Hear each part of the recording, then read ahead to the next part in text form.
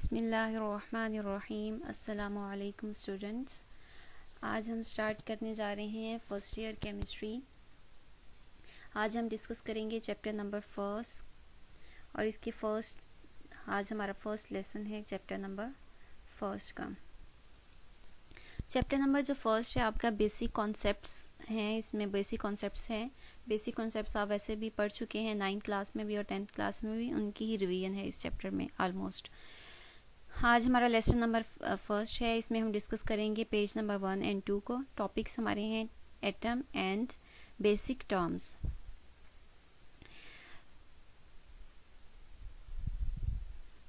जी सबसे पहले है एटम। सबसे पहले कि what is an atom. Atom क्या है? Atom is a simple indivisible particle. Indivisible means smallest. कितना smallest? That can not be broken down. अब ये कॉन्सेप्ट जो किसका था? ग्रीक फिलोसफर्स का। ग्रीक फिलोसफर्स का कहना ये था कि जो भी मैटर होता है उसको हम मैटर को अगर स्मॉलर पार्ट्स में कन्वर्ट करें, फिर उन स्मॉलर पार्ट्स को स्मॉलेस्ट पार्टिकल में कन्वर्ट करें जिसे मज़ीद हम ब्रोक डाउन ना करवा सकें, वो क्या होता है? एक बेसिक यूनिट होता है मैटर का। उन्होंने एटम का नेम यूज़ नहीं किया था, लेकिन उन्होंने कहा था जो मैटर का सिंपलेस्ट पार्ट है जिसे मज़ीद आप डिवाइड नहीं करवा सकते, उसको बेसिक यूनिट कहा था। उन्होंने कहा एक इंडिविजिबल पार्टिकल होता है हर मैटर का। फर्स्ट टाइम इस इंडिविजिबल पार्टिकल के लिए जो फर्स्ट टाइम वर्ड यूज़ हुआ एटम का, वो यूज़ किया था डेमोक्रिटस ने। डेमोक्रिटस ने ये वर्ड डिराइव किया था एटमॉस से। Atmos means indivisible. Indivisible means ऐसे पार्टिकल जिनको हम मज़ीद डिवाइड नहीं करवा सकते, स्मॉलेस्ट पार्टिकल। नेक्स्ट हमारा क्वेश्चन है कि where is it present. Mean atoms present कहाँ होते हैं, या अगर हमें किस तरह से पता चलेगा कि ये प्रेजेंट हैं या नहीं हैं। मीन्स एटम है क्या, where is it present. All matter is composed of atoms. अब मैटर क्या है? Anything that have mass and occupy space. अब किस चीज़ को हम मैटर कह सकते हैं? वो चीज़ें जो हमें नज़र आती हैं और उनका वेट भी हमें नज़र आता है, जस्ट वो नहीं, हर वो चीज़, चाहे वो हमें नज़र आती है चाहे वो नहीं आती, लेकिन उसकी एग्जिस्टेंस है। अगर कोई चीज़ एग्जिस्ट करती है इट मीन्स कि वो मैटर है। बहुत सी चीज़ें हैं, जैसे बहुत सी गैसेस हैं जो हमें नज़र नहीं आती, ऑक्सीजन, कार्बन डाइऑक्साइड। एटमॉस्फेयर में हमारी जितनी गैसेस हैं वो हमें नज़र नहीं आती, वो सारा भी क्या है? मैटर। तो ये कहाँ पे प्रेजेंट होते हैं atoms? All matter is composed of atoms. Mean जितना भी मैटर है, कोई भी चीज़ जो एग्जिस्ट करती है, वो किससे बनी होती है? मिलके एटम से। वो एटम सिमिलर भी हो सकते हैं, डिफरेंट भी हो सकते हैं। नेक्स्ट है जी how they form elements. Elements किस तरह से बनाते हैं? एटम्स किस तरह से रोल प्ले करते हैं? एलिमेंट्स मीन्स एलिमेंट, या ये कह सकते हैं एटम और एक एलिमेंट में डिफरेंस क्या है। जो एटम है तो वो तो बहुत स्मॉलेस्ट पार्टिकल है ना, वो तो हमें नज़र भी नहीं आता। इलेक्ट्रॉन माइक्रोस्कोप में नियरेस्ट पॉसिबिलिटी है कि उसके साइज़ को देख सकें, अदरवाइज ऑप्टिकल माइक्रोस्कोप्स को यूज़ करते भी हम इसको नहीं दे सकते। तो इसका मतलब है एटम हमें नज़र नहीं आता, लेकिन हमें अगर वही वाला एटम, अगर काफ़ी सारे एटम्स आपस में मिल जाएं तो हम उस चीज़ को देख सकते हैं जिसमें काफ़ी सारे एटम्स आपस में मिले हुए हों। तो एलिमेंट्स क्या हैं? जब सेम टाइप के एटम्स आपस में कंबाइन हो जाते हैं, जब आपस में कंबाइन होते हैं तो वो क्या, हम उसको क्या कहते हैं? एलिमेंट। जब सेम टाइम, जैसे हाइड्रोजन एक एलिमेंट है, ऑक्सीजन एक एलिमेंट है, क्लोरीन, फ्लोरीन, ये क्या है? एलिमेंट्स हैं। इसमें क्या होता है? सेम टाइप ऑफ एटम्स आपस में क्या हुए होते हैं? कंबाइन हुए होते हैं। अब सेम टाइप ऑफ एटम से क्या मुराद है? ऐसे एटम्स जिनके एटॉमिक नंबर्स सेम हों। ऐसे एटम्स जिनमें के अंदर number of proton, number of electron और नंबर ऑफ न्यूट्रॉन क्या हो? सेम हो। उसे हम क्या कहेंगे? एलिमेंट्स। जब वो सेम टाइप ऑफ एटम्स आपस में कंबाइन कर जाएंगे तो। नेक्स्ट है हमारा, थोड़ी सी हम हिस्ट्री डिस्कस कर लेते हैं। In the 17th century quantitative study actually 2 terms use होती हैं केमिस्ट्री में एनालिसिस के लिए, एक क्वालिटेटिव एंड और दूसरी जो होती है वो होती है क्वांटिटेटिव। क्वालिटेटिव क्वालिटी बताती है, क्वांटिटेटिव क्वांटिटी बताती है। क्वालिटी क्या होती है? मीन्स की खूबी, अगर हमें कोई चीज़ देख के पता चल जाए कि इसमें क्या क्या है, वो क्वालिटेटिव। और क्वांटिटेटिव हमें ये बताते हैं कोई चीज़ इसमें कितनी है, कितनी रेशियो में है। क्वांटिटेटिव को हम एक एक्सप्लेन कर देती हूँ मैं एक एग्जांपल से। अगर हम ग्लूकोज है उसका हम अगर क्वांटिटेटिव और क्वालिटेटिव एनालिसिस करें तो क्वालिटेटिव एनालिसिस हमें बताएगा कि ग्लूकोज का कलर कौन सा है, फिजिकल स्टेट, उसमें कार्बन है, हाइड्रोजन है, ऑक्सीजन है।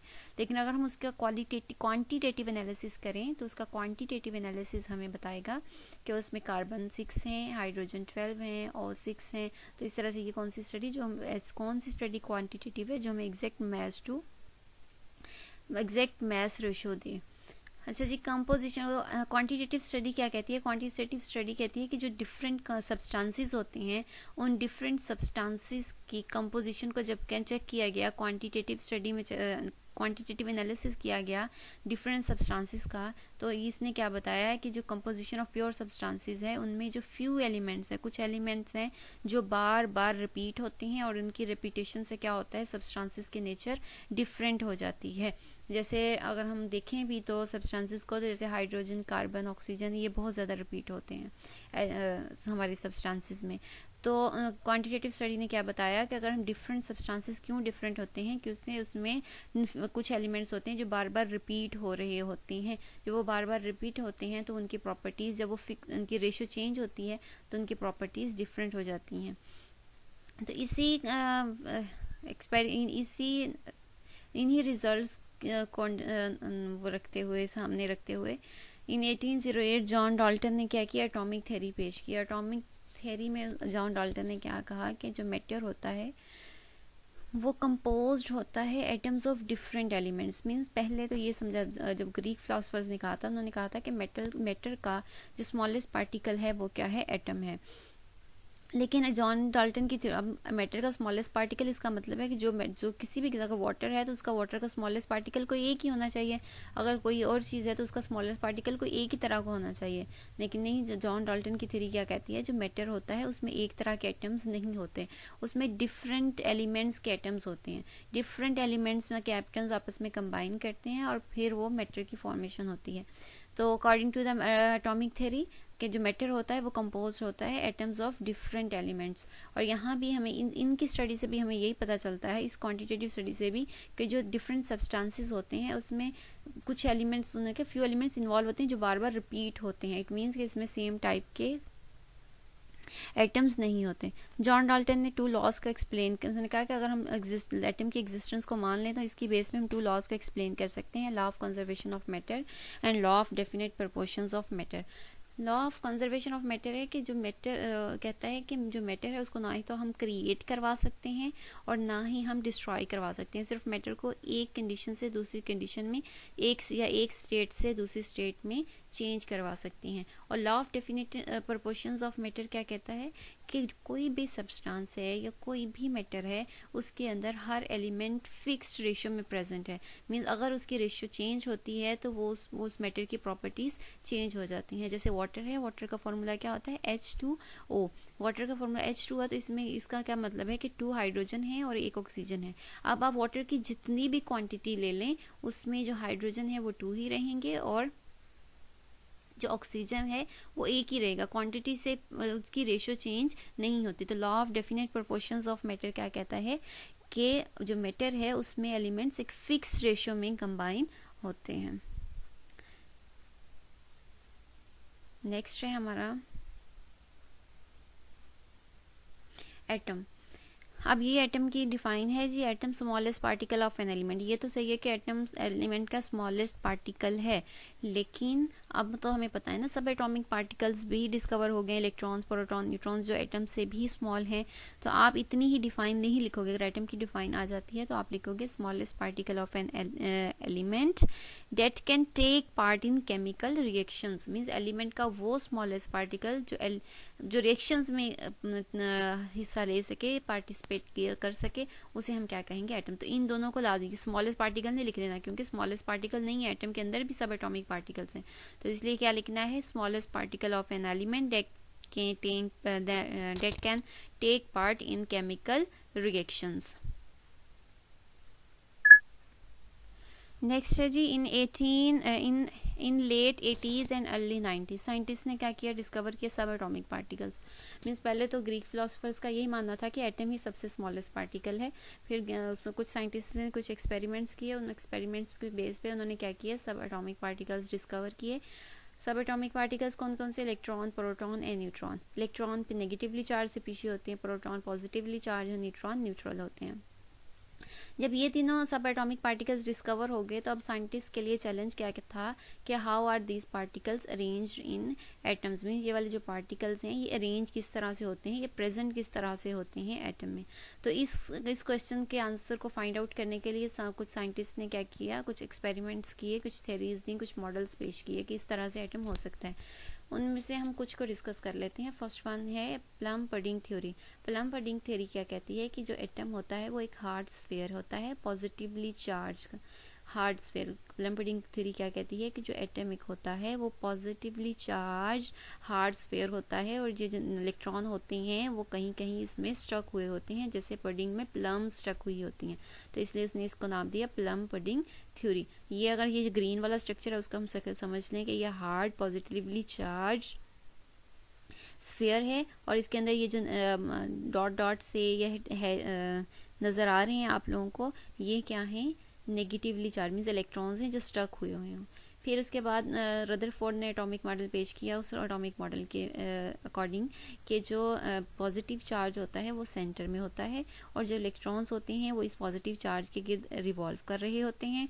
और ये जो पॉजिटिव चार्ज होता है उसने कहा कि इसको उसने न्यूक्लियस का नाम दिया और उसने कहा कि मोस्टली जो एटम का पार्ट जो पॉजिटिव चार्ज होता है उसका जो रीजन है वो बहुत ही ज़्यादा स्मॉल होता है और ये जो बाकी एटम का वॉल्यूम होता है वो एम्प्टी होता है। ये उसके ऑब्जर्वेशंस थे आफ्टर एक्सपेरिमेंट। इसके बाद इसमें कुछ डिफेक्ट्स थे, वो इस चीज़ को एक्सप्लेन नहीं कर पाया था कि ये भी चार्ज स्पीशी है और ये जो इलेक्ट्रॉन है ये भी एक चार्ज स्पीशी है। जब एक चार्ज स्पीशी के अराउंड एक चार्ज स्पीशी रिवॉल्व कर रही है तो वो अपनी एनर्जी रिलीज या अब्जॉर्ब क्यों नहीं कर रही। तो जब वो एनर्जी अगर वो कहते हैं अगर चार्ज स्पीशी रिवॉल्व करेगी according to the classical theory of radiations कि अगर ये इलेक्ट्रॉन रिवॉल्व करेगा तो ये अपनी एनर्जी रिलीज़ करेगा। जब वो अपनी एनर्जी रिलीज़ करेगा तो एक टाइम ऐसा आएगा कि ये क्या कर जाएगा, अपना ये इलेक्ट्रॉन न्यूक्लियस में फॉल कर जाएगा और ये फिर एटम का जो स्ट्रक्चर है वो कोलैप, एटम का स्ट्रक्चर वो डिस्ट्रॉय हो जाएगा। तो इसका मतलब है कि मैटर एग्जिस्ट ही नहीं करता अगर इस तरह का कोई मॉडल होता। तो इसकी के मॉडल के डिफेक्ट्स को सामने रखते हुए बोहर ने अपना एटॉमिक मॉडल पेश किया। बोहर के एटॉमिक मॉडल के अकॉर्डिंग कि जो न्यूक्लियस होता है वो सेंटर में ही होता है, लेकिन जो इलेक्ट्रॉन होते हैं वो न्यूक्लियस के गिर्द रिवॉल्व कर रहे होते हैं, लेकिन ये फिक्स शेल्स में इन्वॉल्व कर रहे होते हैं। फिक्स शेल में इन्वॉल्व करते हुए जब ये फिक्स एनर्जी शेल्स में इन्वॉल्व करते हैं तो ये इलेक्ट्रॉन अपनी एनर्जी ना तो रेडिएट करते हैं ना ही एब्जॉर्ब करते हैं। जब ये एनर्जी ना तो लॉस करते हैं ना ही एब्जॉर्ब करते हैं, तो इसलिए जब तक एक शेल में रहते हैं तो ये नहीं करते, लेकिन अगर ये यहाँ से जंप करते हैं किसी और हायर शेल में तो ये एब्जॉर्ब करते हैं, अदरवाइज अगर ये हायर से लोअर में आते हैं तो रिलीज करते हैं। तो ये उसने बोहर ने एटॉमिक मॉडल दिया। यहाँ इसको डिस्कस इसलिए किया, ये पेज 1 और 2 का पार्ट तो नहीं है, लेकिन आपको एक पूरा एटॉमिक स्ट्रक्चर का चैप्टर आ रहा है, तो इसलिए एटम को डिस्कस कर रही थी तो मैंने सोचा कि इसको भी हम साथ ही डिस्कस कर लेते हैं ताकि आपके जहन में हो कि ये थ्योरीज क्या थी, plum pudding, Rutherford's atomic model and Bohr's atomic model. जी तो नेक्स्ट है हमारा कंट्रीब्यूशंस ऑफ जे बर्ज़िलियस। जो जे बर्ज़िलियस साइंटिस्ट है उसने 2 इम्पोर्टेंट डिस्कवरीज की। एक तो उसने एटॉमिक मैसेज डिस्कवर किए डिफरेंट एटम्स के, और दूसरे उसने एक ऐसा सिस्टम डेवलप किया ताकि एलिमेंट्स को हम एलिमेंट्स को सिम्बलाइज कर सकें। मीन्स उन एलिमेंट्स के हम सिंबल्स लिखने के लिए एक उसने सिस्टम डेवलप किया।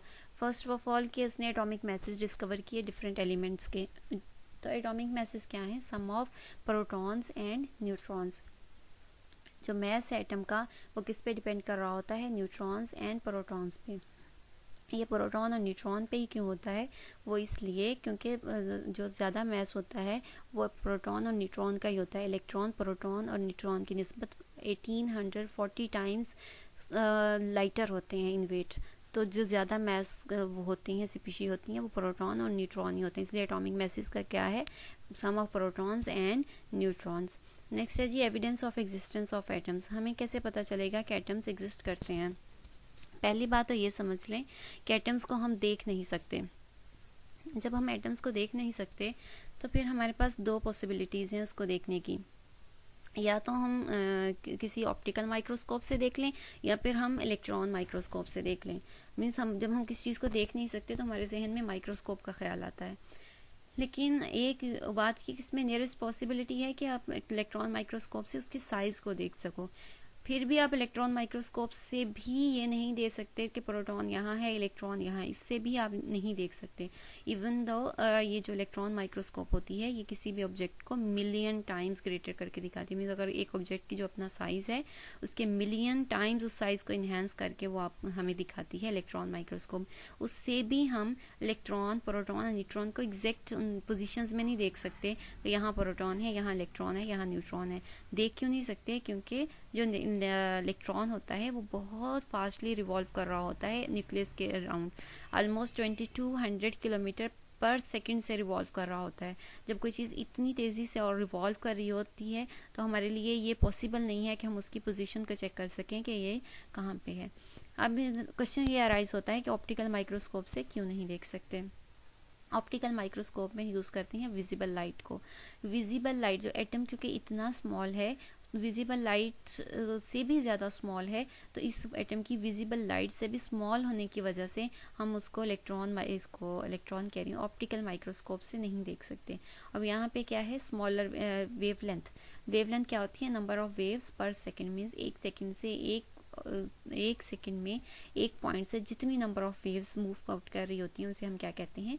वेवलेंथ। तो हमारी विजिबल रेंज ऑलमोस्ट 400 to 800 तक आती है विजिबल रेंज।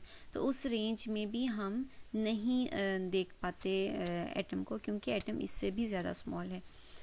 उसके अलावा ऑर्डिनरी एक और आपकी थोड़ी सी इन्फॉर्मेशन दी हुई है ऑर्डिनरी ऑप्टिकल माइक्रोस्कोप से रिलेटेड कि ये ऑलमोस्ट 500 अगर नैनोमीटर कोई भी ऑब्जेक्ट है जो 500 नैनोमीटर स्मॉल है तो इन माइक्रोस्कोप्स को यूज़ करते हुए हम इतनी छोटी चीज़ को देख सकते हैं। और जो ऑर्डिनरी ऑप्टिकल माइक्रोस्कोप्स होती हैं ये ऑलमोस्ट अराउंड 3000 तक है। ये ऑब्जेक्ट अगर 3000 टाइम्स उसको ग्रेटर करके दिखाते हैं। मीन्स अगर कोई ऑब्जेक्ट है जो 500 नैनोमीटर स्मॉल है तो उसको 3000 उसकी एक्चुअल वॉल्यू से उसको 3000 टाइम ज़्यादा करके दिखाती हैं हमें ऑप्टिकल माइक्रोस्कोप्स। और ये हमें पता है नैनोमीटर 1 नैनोमीटर इक्वल होता है 10⁻⁹ मीटर। मीन्स मीटर का इतना स्मॉलेस्ट पार्ट। अच्छा जी, नेक्स्ट है इन 20th सेंचुरी की कुछ 20th सेंचुरी में एक्सरे एक टेक्निक है जिसको यूज़ करते हुए साइंटिस्ट ने एटम का डायमीटर और उसके मैसेज को फाइंड आउट किया। डायमीटर उन्होंने बताया कि जो डायमीटर होता है एक एटम का, डायमीटर होता क्या है? मीन्स एक अगर हम सर्कल ड्रॉ करते हैं उस सर्कल से एक बाउंड्री से दूसरी बाउंड्री तक का जो कंप्लीट डिस्टेंस है उसे हम क्या कहते हैं? Diameter. Diameter 2 times radius. Diameter of atoms क्या है? 2 × 10⁻⁻10 मीटर। मीन्स उसका साइज कितना होता है? 0.2 × 10⁻⁹ मीटर। और हमने क्या पढ़ा था अभी? ऑप्टिकल माइक्रोस्कोप से हम कितना साइज वाली स्पीशी को देख सकते हैं? 500 नैनोमीटर। मीन 500 तक हम देख सकते हैं, लेकिन ये क्या है? 0.2 नैनोमीटर। बहुत ही स्मॉल होते हैं एटम्स, इसलिए हम ऑप्टिकल से इन्हें नहीं देख पाते। एक्सरे हमें क्या बताया? एक्सरे ने और हमें क्या बताया कि एक्सरे टेक्निक से हमें और क्या पता चला कि मैसेज ऑफ एटम्स जो होती हैं वो रेंज करते हैं 10⁻⁻27 to 10⁻⁻25 kg में। ये रेंज दी है। रेंज क्यों दी है? क्योंकि एटम्स के एटॉमिक मैसेज वेरी करेंगे जैसे जैसे एटम्स वेरी करेंगे। जैसे हाइड्रोजन है तो हाइड्रोजन तो स्मॉलेस्ट है, अगर हम उसी के ग्रुप में लास्ट वाले फ्रेंसियम सीजियम को देखें तो वो हाइड्रोजन से काफ़ी बड़े हैं, तो उनका साइज़ में वेरिएशन है। तो इसलिए यहाँ पे एक रेंज दे दी है। तो इसका मतलब है कि डिफरेंट एलिमेंट्स के डिफरेंट जो एटम्स होंगे उनके लिए जो उनके एटॉमिक मैसेज होंगे वो डिफरेंट होंगे। केजी यहाँ पे क्या है? एक मैस यूनिट है। केजी हम इसको मेजर करने के लिए यूज़ करते हैं। फॉर एटम्स हम क्या यूज़ करते हैं? AMU। AMU क्या है? Atomic mass unit. इसको हम कम यूज़ करते हैं जब हम एटम्स का जो मैस है उसको रिलेटिव एटॉमिक मैस से फाइंड आउट करते हैं। 1 AMU किसके इक्वल होता है? 1.66 × 10⁻⁻27 kg। और एक इम्पॉर्टेंट इन्फॉर्मेशन दी हुई है आपके बुक में एक फुल स्टॉप से रिलेटेड।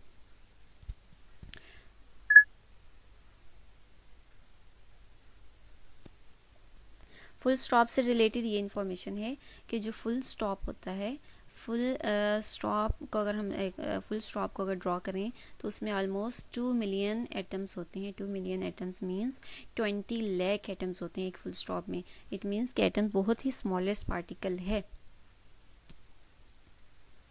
नेक्स्ट है जी सम बेसिक टर्म्स हैं केमिस्ट्री की। इस यहाँ पे मैंने डिफाइन और जैसे एग्जांपल्स ली हैं ताकि पहले हम इसको थोड़ा सा माइंड मेकअप कर लें इनके अकॉर्डिंग, तो फिर हम नेक्स्ट जो हमारा लेसन होगा वो इनके ऊपर ब्रीफ इंट्रोडक्शन होगा इन टर्म्स पे। अच्छा जी, फर्स्ट ऑफ ऑल है हमारा मॉलिक्यूल। मॉलिक्यूल क्या होता है? व्हेन द मॉलिक्यूल की अगर सिंपल डिफाइन ये है combination of atoms. Combination means atoms जब कंबाइन करते हैं, ये डिफरेंट एटम्स जब कंबाइन करके स्टेबल फॉर्म में आते हैं तो वो क्या होते हैं? मॉलिक्यूल्स। मॉलिक्यूल की डिफाइन देख लेते हैं जी। स्मॉलेस्ट पार्टिकल है ये। एटम भी तो स्मॉलेस्ट पार्टिकल था, लेकिन एटम का स्मॉलेस्ट पार्टिकल कौन सा स्मॉलेस्ट पार्टिकल था? That can take part in chemical reaction. और मॉलिक्यूल कौन सा स्मॉलेस्ट पार्टिकल है? Molecule is the smallest particle of a pure substance that can exist independently. अब मॉलिक्यूल क्या है? एग्जिस्ट कर सकता है इंडिपेंडेंटली, लेकिन एटम्स एग्जिस्ट नहीं करते इंडिपेंडेंटली। क्यों इंडिपेंडेंटली एग्जिस्ट नहीं करते? क्योंकि जो एटम्स होते हैं वो अनस्टेबल होते हैं, उनके ऑक्टेट कंप्लीट नहीं होते। अगर जिस तरह से नोबल गैसेस के ऑक्टेट्स कंप्लीट होते हैं, सिर्फ एक नोबल गैसेस हैं जो एटॉमिक फॉर्म में एग्जिस्ट कर जाती हैं, लेकिन इसके अलावा जितने भी एटम्स हैं पीरियोडिक टेबल में वो एटॉमिक फॉर्म में एग्जिस्ट नहीं करते। तो मॉलिक्यूल की डिफाइन क्या है? वो स्मॉलेस्ट पार्टिकल जो इंडिपेंडेंटली एग्जिस्ट कर जाए उसे हम क्या कहते हैं? मॉलिक्यूल। कुछ एग्जांपल्स दी हैं मॉलिक्यूल की, water, carbon dioxide, H2SO4। Next है हमारा ion. Ion and molecular ion, इनको साथ साथ डिस्कस कर लेते हैं। दोनों ही चार्ज स्पीशी हैं, आयन से ही जाहिर हो रहा है। चार्ज दोनों, ये भी चार्ज स्पीशी है, ये भी चार्ज स्पीशी है। आयंस कब बनते हैं? Ions are formed by the ionization of atoms. Atoms से बनते हैं। कब बनते हैं? जब एटम्स की आयनाइजेशन होती है। और मॉलिक्यूलर आयन कब बनता है? जब ionization formed by the molecules. कब बनते हैं मॉलिक्यूल्स? जब मॉलिक्यूल्स की आयनाइजेशन होती है। आयनाइजेशन कैसे होती है? जब कोई भी एटम या मॉलिक्यूल अपना एक इलेक्ट्रॉन लॉस करवा दे या कोई किसी और का एक इलेक्ट्रॉन गेन कर ले तो वो आयंस में कन्वर्ट हो जाते हैं। आयन कब होते हैं? जब कोई एटम्स की हम बात कर रहे थे, जैसे सोडियम एक मेटल है, जब एक सोडियम मेटल अपना एक इलेक्ट्रॉन लॉस कर देती है, प्लस चार्ज कैरी कर जाती है, कैटाइन कहते हैं अगर प्लस चार्ज कैरी कर जाएं एटम्स। अच्छा जी, जैसे क्लोरीन और ब्रोमीन है, इनको ये अपना एक इलेक्ट्रॉन जब एक्सेप्ट कर लेते हैं तो ये नेगेटिव चार्ज कैरी कर जाते हैं, तो इन्हें कहते हैं एनाइन। पॉजिटिव स्पीशी को कैटाइन एंड नेगेटिव स्पीशी को एनाइन। जो कैटाइंस होते हैं ये पॉजिटिव चार्ज क्यों कैरी करते हैं? एटम्स जब लॉस करते हैं, देखिए हमें पता है कि एक एटम में प्रोटॉन और इलेक्ट्रॉन दोनों की जो नंबर है वो सेम होता है। मीन्स जितने प्रोटॉन होंगे उतने ही इलेक्ट्रॉन होंगे। अगर प्रोटॉन या इलेक्ट्रॉन एक जैसे ना हो तो वो स्टेबल नहीं रह सकता, मीन्स उसके अंदर चार्ज कैरी कर जाता है। अब देखिए जब सोडियम अपना एक इलेक्ट्रॉन दे देती है तो सोडियम के ऊपर चार्ज, सोडियम के पास इलेक्ट्रॉन रह जाते हैं 10, लेकिन अभी भी सोडियम के पास जो प्रोटॉन है वो 11 है। प्रोटॉन पे पॉजिटिव चार्ज होता है तो इसलिए इसके ऊपर कौन सा चार्ज आ जाता है? पॉजिटिव, मीन्स पॉजिटिव चार्ज बढ़ जाता है। तो ये बहुत ही स्टेबल स्पीशी नहीं रहती, फिर मीन्स एटम जितनी भी स्टेबल नहीं रहती, तो ये बहुत ज़्यादा रिएक्टिव हो जाती हैं और जब वो चार्ज कैरी कर जाती हैं कोई भी स्पीशी। जैसे क्लोरीन है, क्लोरीन में 17 इलेक्ट्रॉन्स होते हैं। जब एक ही इलेक्ट्रॉन और ले लेता है तो इसके पास इलेक्ट्रॉन 18 हो जाते हैं और इसका जो न्यूक्लियस है में प्रोटॉन है वो भी 17 ही है। तो इसका मतलब इलेक्ट्रॉन एक बढ़ गया है प्रोटॉन से, इसका मतलब पॉजिटिव चार्ज कम हो गया है, नेगेटिव चार्ज ज़्यादा हो गया है। तो इसलिए जो क्लोरीन एटम है वो नेगेटिव चार्ज कैरी कर जाता है। तो इस तरह से ये कैटाइन और एनाइन फॉर्मेशन होती है। जैसे मॉलिक्यूलर आयन भी इसी तरह से होंगे। अगर तो कोई मॉलिक्यूल एक इलेक्ट्रॉन अपना रिमूव करवा दे या लॉस करवा दे तो वो क्या बन जाएगा? Cationic molecular ion. और कोई भी मॉलिक्यूल अगर अपना कोई इलेक्ट्रॉन गेन कर ले, कोई इलेक्ट्रॉन गेन कर ले मॉलिक्यूल, तो उसकी क्या हो जाएगी? Anionic molecular ion. अच्छा जी, एक बात यहाँ पे डिस्कस कर लेते हैं। मोस्टली जो मॉलिक्यूलर आयंस होती हैं वो कैटायनिक मॉलिक्यूलर आयंस होती हैं। नेगेटिव एनायनिक मॉलिक्यूलर आयंस कम होते हैं। मीन्स मॉलिक्यूल्स कंबाइन ही तब होके बने होते हैं जब वो स्टेबल फॉर्म में होते हैं, तो इसलिए बहुत कम पॉसिबिलिटी है कि इन्हें और इलेक्ट्रॉन चाहिए हो। मोस्टली ये होता है कि इनको इलेक्ट्रॉन ये रिमूव हो जाता है। अगर ये लॉस करवा देते हैं तो ये पॉजिटिव चार्ज कैरी कर जाते हैं। नेक्स्ट हमारा है आइसोटोप्स। आइसोटोप्स हैं सेम टाइप ऑफ एटम्स हैं having different atomic message. Isotopes क्या हैं? ऐसे एटम्स का ग्रुप जिनके जो एटॉमिक मैसेज हों वो डिफरेंट हों लेकिन एटॉमिक नंबर सेम हों। एटॉमिक मैसेज डिफरेंट क्यों होते हैं हम थोड़ा सा डिस्कस कर लेते हैं। एटॉमिक नंबर होता है हमारे number of protons, atomic mass होता है sum of protons and neutrons. Means atomic number में तो हम सिर्फ इलेक्ट्रॉन प्रोटॉन के नंबर को देख रहे होते हैं लेकिन एटॉमिक मैस में दोनों इन्वॉल्व होते हैं, प्रोटॉन एंड न्यूट्रॉन। जब एटॉमिक नंबर ऐसे एटम्स का एटॉमिक नंबर सेम रहता है तो इसका मतलब है कि इनमें आइसोटोप्स में प्रोटॉन की कोई चेंज नहीं आता।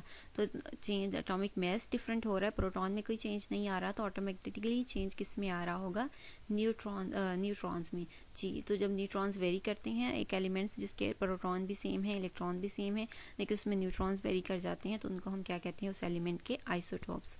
For example protium, deuterium, tritium, ये हाइड्रोजन के आइसोटोप्स हैं तीनों में ही एक इलेक्ट्रॉन है और एक ही प्रोटॉन है। लेकिन प्रोटियम में कोई न्यूट्रॉन नहीं होता, ड्यूट्रियम में एक इलेक्ट्रॉन होता है और एक न्यूट्रॉन होता है और ट्राइटियम में 2 न्यूट्रॉन होते हैं। तो इस वजह से इनके एटॉमिक मैसेज भी वेरी कर जाते हैं। इसका 1 एटॉमिक मैस है, इसका 2 है, इसका 3 है, लेकिन क्योंकि प्रोटॉन तो सेम है तीनों के पास तो एटॉमिक नंबर सेम रहता है। नेक्स्ट है जी हमारा relative atomic mass. Relative atomic mass क्या है? Mass of an atom of an element compare to the mass of carbon 12। हमें पता है कि जो एटम्स होते हैं वो बहुत ही ज़्यादा क्या होते हैं? स्मॉल। जब वो बहुत ज़्यादा स्मॉल होते हैं तो हम उनको एक किसी को ये ऐसे बैलेंस नहीं होता उस हमारे पास कि इसको हम मेजर कर लें क्योंकि हमें नज़र भी नहीं आते। जब हम किसी एक एटम का एक एलिमेंट के एटम के मैस को फाइंड आउट करना चाहते हैं तो हम उस एटम के मैस को कंपेयर करवाते हैं कार्बन 12 के मैस का। मीन्स कार्बन 12 को एक दफ़ा मेजर कर लिया, उसको एक स्टैंडर्ड फॉर्म रख लिया।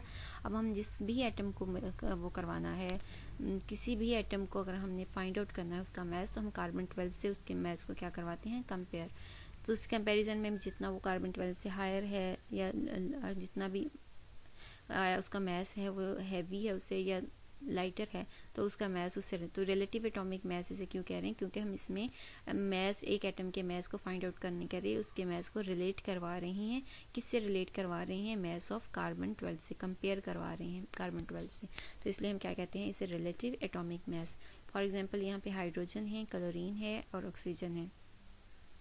जो हाइड्रोजन का जो रिलेटिव एटॉमिक मैस है वो है 1.008 AMU, क्लोरीन का है 35.45 AMU एंड ऑक्सीजन का है 15.99 AMU। AMU क्या है? यूनिट है रिलेटिव एटॉमिक मैस का। तो ये हमने इसमें डिफाइन और एग्जांपल्स डिस्कस की हैं। नेक्स्ट हमारा जो लेसन होगा वो कंप्लीट इंट्रोडक्शन होगा। मीन्स इसमें कंप्लीट पूरा जो लेसन होगा इन्हीं 5 टर्म्स पे कंप्लीट जितना भी आप की बुक में है उसको हम शॉर्ट फॉर्म में आपके सामने लेके आएंगे। ठीक है, नेक्स्ट है जी। तो अगर आपको एटम से रिलेटेड हमने जो एटम का टॉपिक पढ़ा है इससे रिलेटेड अगर आपका कोई क्वेश्चन है तो आप आप कमेंट बॉक्स में हमसे पूछ सकते हैं। तो इंशाल्लाह जब हमारा नेक्स्ट लेसन होगा उस नेक्स्ट लेसन में पहले हम उन क्वेश्चंस को आंसर करेंगे जिनको आपको समझ नहीं आई होगी या आपके माइंड में उससे रिलेटेड कोई क्वेश्चन होगा। तो ज़रूरी है कि आपका क्वेश्चन इन्हीं हमारे टॉपिक से रिलेटेड ही होना चाहिए। अगर कोई क्वेश्चन है तो आप हमें कमेंट बॉक्स में ज़रूर बताएं। अगर कोई क्वेश्चन नहीं है, समझ आ गई है तो आप फिर भी ज़रूर बताएं। अगर आप इससे ज़्यादा सिंपली चाहते हो कि हमें ज़्यादा सिंपल करके पढ़ाया जाए या इससे ज़्यादा एक्सप्लेन किया जाए तो भी ज़रूर बताएं कमेंट करके। मीन्स अपना फीडबैक ज़रूर दें ताकि हमें पता हो कि नेक्स्ट हमने जो लेसन प्रिपेयर करना है उसमें हमने किन किन पॉइंट्स को देखना है। तो उसके बाद कमेंट के बाद हमारे चैनल को सब्सक्राइब करें, लाइक करना ना भूलिएगा वीडियो को अगर वीडियो पसंद आई हो तो। नेक्स्ट है हमारा जी, थैंक यू सो